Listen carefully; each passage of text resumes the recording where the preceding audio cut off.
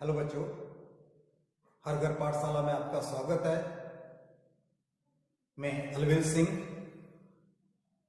Lecture political science, government science secondary school जबलू। आज हमारा चर्चा का विषय रहेगा भारतीय संघ का स्वरूप। भारत में संघात्मक शासन प्रणाली अपनाने के पीछे क्या कारण रहे हैं? भारत में संघात्मक शासन प्रणाली जो अपनाई गई उसकी मुख्य विशेषताएं क्या हैं? अर्थात जो भारत में संघवाद अपनाया गया उसका स्वरूप कैसा है, इसके ऊपर हम चर्चा करेंगे। बच्चों, भारत में संघात्मक शासन व्यवस्था अपनाने के लिए बहुत पहले से ही प्रयत्न शुरू हो गए थे। हालांकि भारत गुलाम था, यहां पर ब्रिटिश हुकूमत थी, लेकिन उस वक्त के जो भी शासक प्रशासक रहे हैं उन्होंने भारत में संघात्मक शासन व्यवस्था अपनाने की हमेशा सिफारिश की है। सबसे पहले 1870 में लॉर्ड मेयो ने विकेंद्रीकरण की शुरुआत की वकालत की थी।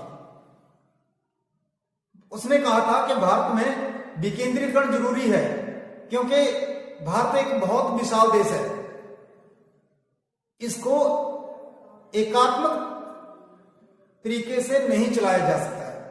उसके बाद 1918 में लॉर्ड माउंटफोर्ड की रिपोर्ट में भी ये बात की गई कि प्रांतों का गठन किया जाए और लगातार कोशिश की गई कि भारत में विकेंद्रीकरण को बढ़ावा दिया जाए, यहां पर विकेंद्रीकरण स्थापित किया जाए, अर्थात संघात्मक शासन व्यवस्था अपनाई जाए। उसके बाद 1919 में दोहरी शासन व्यवस्था की शुरुआत की गई, प्रांतों का गठन किया गया। 1923 में केंद्रीय जो धारा सभा थी उस समय की, जिसको केंद्रीय विधानसभा भी कहा जाता था उस वक्त, उसके अध्यक्ष थे सर फ्रेडरिक वाइट। तो उन्होंने संघीय व्यवस्था अपनाने की सिफारिश की थी। उन्होंने कहा था कि भारत में संघात्मक शासन व्यवस्था बहुत जरूरी है। उसके बाद 1928 में नेहरू रिपोर्ट में भी ये बात कही गई, मांग की गई कि भारत में प्रांतों को भी इस तरह से संगठित किया जाए कि उनको भी थोड़ी बहुत शक्ति दी जाए। उसके बाद 1930 में साइमन कमीशन की रिपोर्ट में भी इस बात की सिफारिश की गई कि भारत में संघात्मक शासन प्रणाली होनी चाहिए। इसी आधार पर जब 1935 का भारत सरकार अधिनियम पास किया गया और भारत में लागू किया गया, तो भारत में प्रांतीय सरकारों के गठन की व्यवस्था की गई। इस तरह से भारत में संघात्मक शासन प्रणाली की शुरुआत जो थी वो आजादी से पहले ही। बच्चों, भारत में संघात्मक शासन व्यवस्था अपनाने के पीछे जो मुख्य कारण रहा है वो देश की विशालता थी। भारत एक बहुत विशाल देश है और इसकी जनसंख्या भी बहुत ज्यादा है। आज की स्थिति में 130 करोड़ से ज्यादा लोग हैं और भारत में केंद्रीय शासन व्यवस्था से इतने बड़े देश को चलाना बहुत मुश्किल या लगभग असंभव प्रतीत होता है। तो भारतीय संविधान निर्माताओं ने बड़ी सूझबूझ के साथ भारत में संघात्मक शासन व्यवस्था अपनाई, शक्तियों का विकेंद्रीकरण किया और भारतीय जो शासन व्यवस्था है वो सुचारू रूप से चल सके, देश का कोई भी हिस्सा, कोई भी प्रांत सुविधाओं से वंचित ना हो, वो केवल संघात्मक शासन व्यवस्था में ही संभव था। ऐसी व्यवस्था को भारत में अपनाया गया। एक सबसे बड़ा कारण ये था। दूसरा जो मुख्य कारण रहा है वो ऐतिहासिक आधार है। ऐतिहासिक आधार का अर्थ है कि भारतीय जो इतिहास रहा है उसमें ऐसा देखने में आया है कि भारतीय व्यवस्था, चाहे यहां देसी रियासतें थी, लेकिन उन देसी रियासतों में भी आपस में किसी भी तरह की कोई तालमेल की व्यवस्था नहीं थी। और इसके बाद जब यहां पर अंग्रेजी शासन था तो भी भारत में जो एकात्मक तरीका अपनाया गया था अंग्रेजों के द्वारा 1935 से पहले, वो व्यवस्थित तरीके से काम नहीं कर रहा था। भारत के कुछ क्षेत्र विकास से बहुत पिछड़ गए थे। विकास के नाम पर कुछ था ही नहीं और प्रशासनिक गतिविधियों से बहुत से लोग वंचित रहते थे। तो भारत के अंदर ऐसी व्यवस्था हो कि प्रत्येक व्यक्ति के पास जो सुविधाएं हैं वो होनी चाहिए। तो इसलिए जो इतिहास से भारतीय संविधान निर्माताओं ने सीखा, उसके आधार पर भी भारत में संघात्मक शासन प्रणाली को अपनाया गया। उसके बाद स्वाधीनता संघर्ष की विरासत और देसी रियासतों की मौजूदगी, ये दो महत्वपूर्ण कारण रहे हैं। भारत में देसी रियासतें थी जब भारत स्वतंत्र हुआ, 560 से ज्यादा रियासतें थी। उनको एक सूत्र में बांधना एक बहुत बड़ी चुनौती थी। तत्कालीन प्रधानमंत्री और गृह मंत्री दोनों की राजनीतिक सूझबूझ से यह संभव हो सका कि सभी रियासतों को इकट्ठा किया गया और उन्हें भरोसा दिया गया कि प्रांतीय इकाइयों को भी शक्तियां दी जाएंगी, उनका भी पूरा सम्मान किया जाएगा और सबके हितों की बात की जाएगी। और वो तभी संभव था जब भारत में विकेंद्रीकरण की व्यवस्था लागू हो। एक तो सबसे बड़ा कारण ये था। और स्वाधीनता संघर्ष की जो सोच थी, उसमें की जो सिद्धांत थे, उसके आधार पर भी जो हमारे स्वतंत्रता संग्राम के सेनानी रहे हैं, सभी की ये सोच थी कि भारत में विकेंद्रीकरण की नीति होनी चाहिए जब भारत आजाद हो।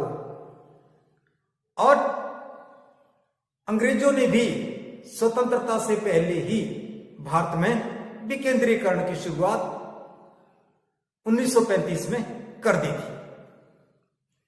तो ये वो कारण थे जिनकी वजह से भारत में संघवाद को अपनाया गया, संघात्मक शासन व्यवस्था को अपनाया गया। अब बच्चों हम चर्चा करेंगे कि भारत में जो संघात्मक शासन व्यवस्था है उसका स्वरूप कैसा है। क्या भारत में वो सभी तत्व हैं, भारतीय शासन व्यवस्था में वो सभी तत्व हैं जो कि एक संघात्मक शासन व्यवस्था में होने चाहिए। सबसे पहला है लिखित और कठोर संविधान। लिखित और कठोर संविधान संघात्मक शासन व्यवस्था की पहली विशेषता होती है। तो भारत का संविधान लिखित भी है और कठोर भी है। भारतीय संविधान निर्माताओं ने बहुत ही सूझबूझ के साथ सभी इकाइयों को शक्तियां प्रदान की हैं। लिखित रूप में सबको उनके अधिकारों को बताया गया है। इसके साथ साथ आसानी से कोई भी शासक, कोई भी सरकार बदलाव न कर सके, इसलिए भारतीय संविधान को कठोर भी बनाया गया है। अगर भारतीय संविधान में कोई बदलाव करना है, कोई समय के अनुसार कोई संशोधन करना है तो उसके लिए एक तय नीति अपनाई गई है, एक तय कानून के अनुसार भारत में संविधान संशोधन किया जा सकता है और वो इतना आसान नहीं है। इसलिए संघात्मक शासन व्यवस्था को बनाए रखने के लिए जो जरूरी तत्व है वो भारतीय संविधान में मौजूद है। उसके बाद संविधान की सर्वोच्चता होनी चाहिए। संघात्मक शासन व्यवस्था को लागू करने के लिए तो भारत में भी संविधान की सर्वोच्चता को अपनाया गया है। कोई भी व्यक्ति, कोई भी संस्था, कोई भी इकाई, चाहे केंद्रीय हो चाहे राज्य इकाइयां हो, संविधान से ऊपर कोई भी नहीं है। सभी को संविधान के अनुसार ही कार्य करने पड़ते हैं। तो इस तरह से भारत में संघात्मक शासन व्यवस्था अपनाई गई है। उसके बाद शक्तियों का विभाजन किया गया है, जो कि बहुत जरूरी है। किसी भी देश की शासन व्यवस्था में अगर शक्तियों का विभाजन नहीं किया गया संविधान में तो उसे हम संघात्मक शासन व्यवस्था नहीं कह सकते हैं। संघात्मक शासन व्यवस्था का अर्थ है कि शक्तियों का विकेंद्रीकरण होना चाहिए। भारतीय संविधान में 3 सूचियां बनाई गई हैं, संघ सूची, राज्य सूची और संवर्ती सूची। तीनों सूचियों में केंद्र को और राज्यों को शक्तियों का बंटवारा किया गया है। जो संघ सूची है उसके ऊपर केंद्र सरकार कानून बनाएगी, राज्य सूची के ऊपर राज्य सरकारें कानून बनाएंगी और संवर्ती सूची के ऊपर केंद्र और राज्य दोनों सरकारें कानून बना सकती हैं। इसके अलावा भी जो विषय बच गए हैं, जो इन 3 सूचियों में नहीं है, उनके ऊपर कानून बनाने की शक्ति जो है वो केंद्र को दी गई है। अपशिष्ट शक्तियां जो हैं वो केंद्र को, सभी रेजिड्यूरी पावर जिसको कहा जाता है, वो केंद्र के पास रखी गई है। इसके अलावा जो संघात्मक शासन व्यवस्था उसमें दोहरी शासन प्रणाली होनी चाहिए, अर्थात केंद्र में भी और राज्यों में भी। तो भारत में भी संघात्मक शासन प्रणाली अपनाने के लिए दोहरी शासन व्यवस्था अपनाई गई है। केंद्रीय सरकार भी है और राज्यों की अपनी सरकारें भी हैं जो कि संविधान के अनुसार कार्य कर रही है। उसके अलावा स्वतंत्र व निष्पक्ष न्यायपालिका होनी चाहिए और द्विसदनीय विधानमंडल होना चाहिए।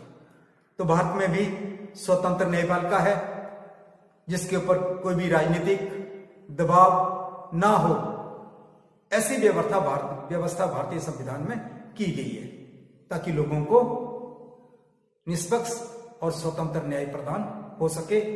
उसके अलावा द्विसदनीय विधानमंडल होना चाहिए। तो भारत में भी द्विसदनीय विधानमंडल है, लोकसभा और राज्यसभा, और दोनों सदनों में जो बिल पास होता है उसी के बाद वो कानून का रूप लेता है।